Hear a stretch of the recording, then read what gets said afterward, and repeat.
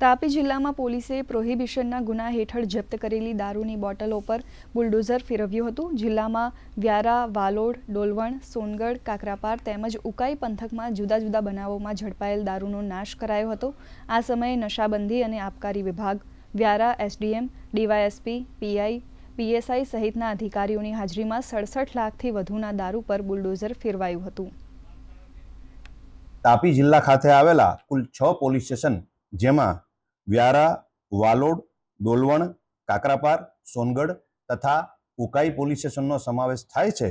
આ 6 પોલીસ સ્ટેશનમાં પ્રોહિબિશનના ગુનામાં પકડાયેલ મુદ્દામાલ જેમાં 29,167 નંગ બોટલ જેની કુલ કિંમત રૂપિયા 67,49,833ના મુદ્દામાલનો નાશ કરવામાં આવેલ છે અને આ કાર્યવાહી દરમિયાન નશાબંધી અને આબકારી વિભાગ તથા ફાયર ફાઇટર અને મેડિકલ ટીમને ઉપસ્થિત રાખવામાં આવેલ અને આ ઉપરાંત તમામ 6 પોલીસ સ્ટેશનના પોલીસ ઇન્સ્પેક્ટર શ્રી તથા એસડીપીઓ નિઝરની હાજરીમાં સદર મુદ્દામાલનો નાશ કરવામાં આવેલ છે।